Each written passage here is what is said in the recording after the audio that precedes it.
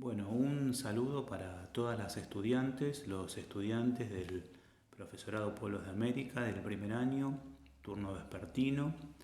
Quien les habla es el profesor Gabriel, quien junto con el profesor Carlos tiene a cargo la materia de Derechos Humanos que venimos compartiendo desde el inicio del cuatrimestre en estas condiciones de absoluta excepcionalidad que estamos atravesando en nuestro país y en el mundo. Y bueno, con los condicionantes que tiene una cursada en esta situación, digamos, ¿no? Venimos compartiendo nuestro grupo, venimos trabajando a través de distintos textos, de distintos pequeños videos, de sus trabajos prácticos, de nuestros debates, que la verdad es que son muy interesantes. Es un gusto poder compartir ese rato de los miércoles, esas 2 horas de los miércoles con ustedes. Pensamos con el profesor que, siendo que ya está promediando el cuatrimestre, es oportuno grabar un pequeño video que apuntale todo lo que estuvimos trabajando, aprendiendo hasta aquí, y que nos permita avanzar ya hacia la segunda parte del año, hacia el fin del cuatrimestre. Ese es el sentido de este video, es de alguna manera un repaso de los temas que estuvimos desarrollando para fortalecer ciertos conocimientos, ciertos conceptos y luego encarar la última parte de la materia. En ese sentido, para empezar este repaso por el comienzo, si ustedes recuerdan, en nuestra primera clase, lo primero que hicimos fue justamente definir qué se entiende por derechos humanos y fuimos trabajando en una definición colectiva. Y llegamos a la conclusión, luego de nuestros intercambios, que los derechos humanos son derechos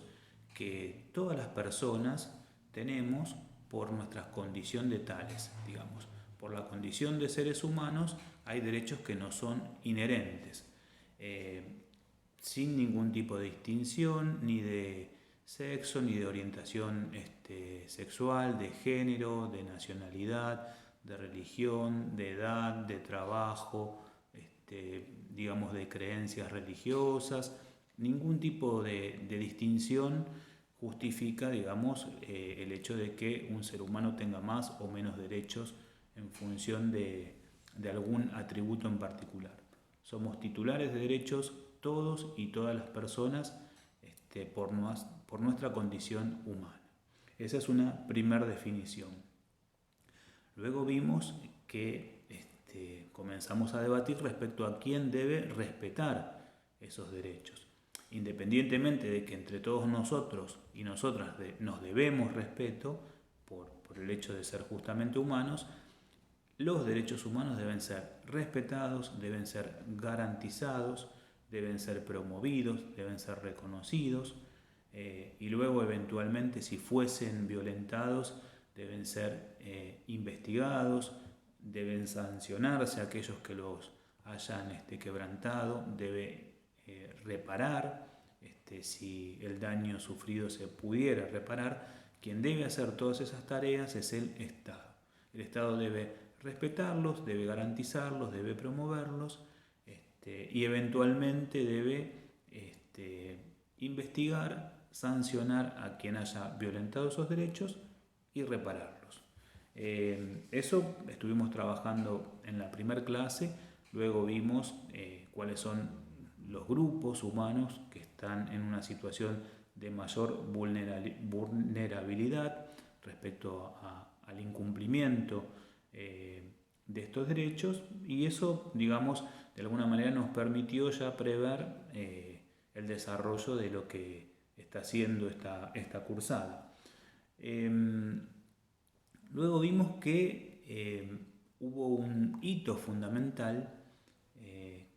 digamos que marca un antes y un después, que conceptualiza esta idea de derechos humanos, porque hasta ese momento se hablaba de los derechos del hombre, de los derechos del ciudadano, pero que esta categoría de derechos humanos adquiere la dimensión, digamos,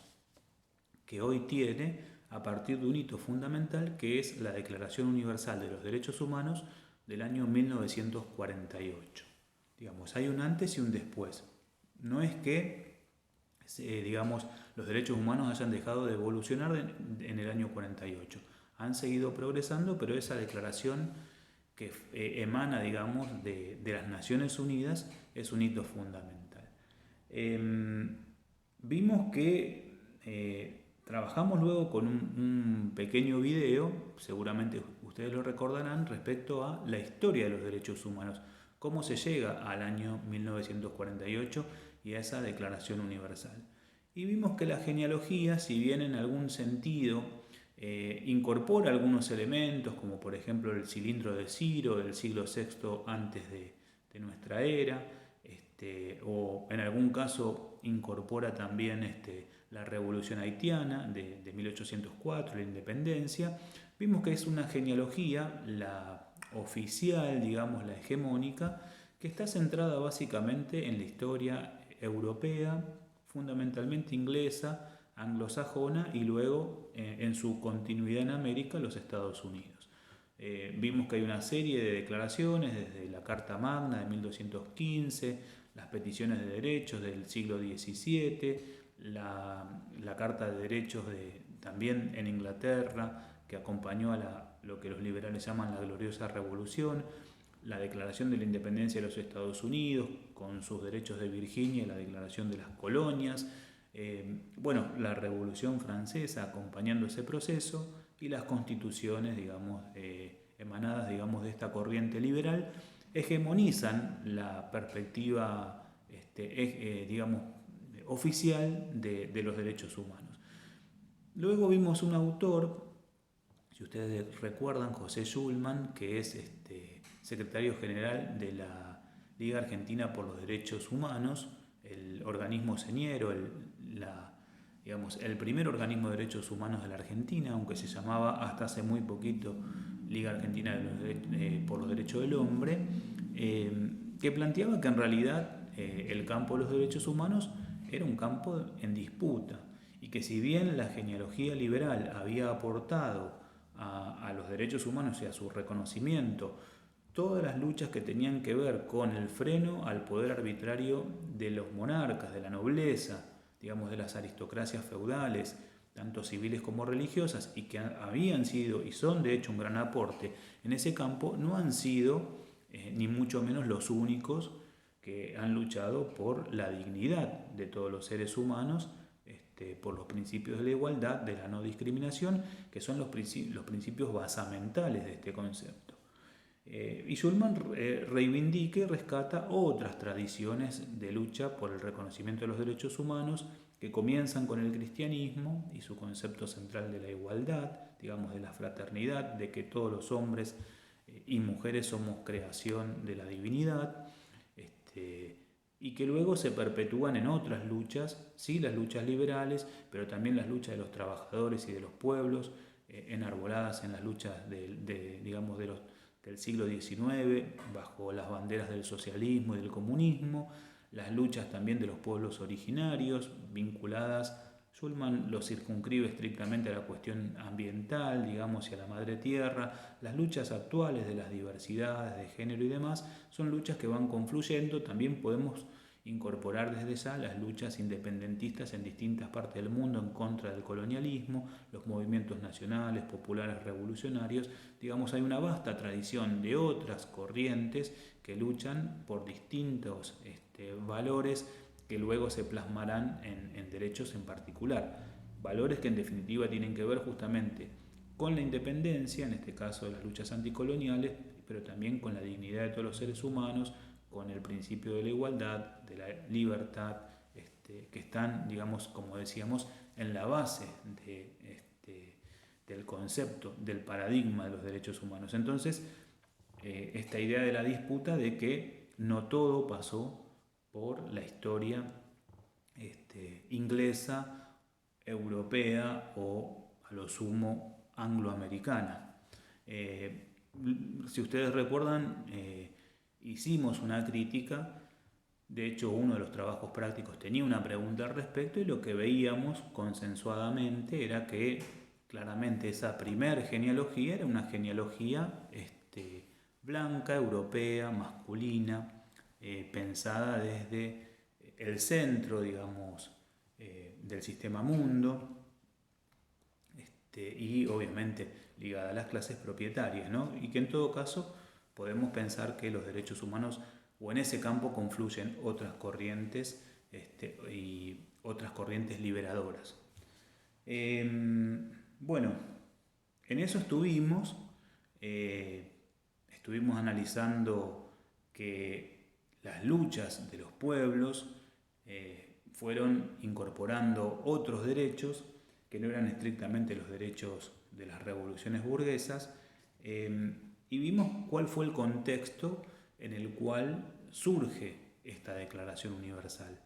También ahí trabajamos con algunos pequeños videos, vimos el contexto de lo que significaron las dos guerras mundiales que se desarrollaron en el siglo XX, y bueno, luego de las atrocidades de la Segunda Guerra Mundial desatadas por el nazismo y por las potencias del eje fundamentalmente, con la cantidad inconmensurable, algunos hablan de 50, otros hablan de 70 millones de víctimas humanas en el marco de esos 6 años de 1939 a 1945 en el cual se desarrolla la Guerra Mundial, con el antecedente de que entre el 14 y el 18 también habría una conflagración de proporciones absolutamente considerables. Bueno, la Organización de las Naciones Unidas, que se oficializa y surge el 24 de octubre de 1945, tiene entre sus tareas y dentro de lo que es su organigrama, dentro del Consejo Económico Social, bueno, muy a la pasada, ustedes saben que Naciones Unidas tiene un organigrama de 6 órganos originales: la Asamblea General, que se está reuniendo por estos días, la Secretaría General, que está a cargo en este momento de un portugués llamado Antonio Guterres, el Consejo de Seguridad, que tiene los miembros permanentes, las 5 potencias vencedoras de la Segunda Guerra Mundial frente al eje, frente a la Alemania nazi, la Italia fascista y el Japón imperial, que son Estados Unidos, Gran Bretaña, Francia, la Unión Soviética y China. La Unión Soviética en aquel momento, hoy en día Rusia, ocupa ese asiento. Bueno, decíamos, el organigrama tiene que ver con la Asamblea General, con el Consejo de Seguridad, con el Consejo Económico y Social, del cual surge el Consejo de Derechos Humanos, la Comisión de Derechos Humanos, que va a encargar a una comisión específica una declaración. Luego los otros organismos de derechos humanos, para no dejarlo incompleto, son la Corte Internacional de Justicia y el Consejo de Administración Fiduciaria. Creo que nombré a los 6, después cuando vea el video me voy a dar cuenta, pero son 6 en el organigrama oficial. En este momento el Consejo de Administración Fiduciaria ya no existe. Pero bueno, repaso para no quedarme con la duda: la Asamblea General, la Secretaría General, el Consejo Económico y Social, el Consejo de Seguridad, la Corte Internacional de Justicia y el Consejo de Administración Fiduciaria. Bien, esa comisión especial vamos a ver que va a tener dentro de las potencias triunfantes una clara inclinación en relación a las potencias triunfadoras de Occidente, del capitalismo occidental. Las dos figuras más importantes de esa declaración fueran justamente figuras occidentales: Eleanor Roosevelt, que es la esposa de un presidente estadounidense, y René Cassin, que es un jurista francés.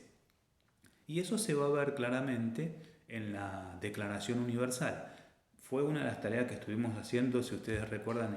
en aquella clase un tanto desordenada en el grupo, que tenía que ver con ir analizando los 30 artículos de la Declaración Universal. Vimos que los primeros 2 artículos tenían que ver con principios generales, que ya los mencionamos, y luego vimos que los últimos tenían que ver con deberes y con cuestiones que se relacionaban con el orden internacional. Pero entre el artículo 3 y el artículo 27 vimos que la enorme mayoría remite a lo que se conoce como los derechos civiles y políticos, ¿no? Que son los derechos que emanan, digamos, que surgen de las revoluciones burguesas, de estas cuales estuvimos hablando. de la Revolución Liberal Inglesa de 1688, de la independencia de las colonias en América del Norte que devienen en los Estados Unidos de América, y de la Revolución Francesa, digamos. Esos derechos civiles y políticos tienen un peso considerable en la Declaración Universal, y los derechos económicos, sociales y culturales, que es el otro conjunto digamos, con que habitualmente se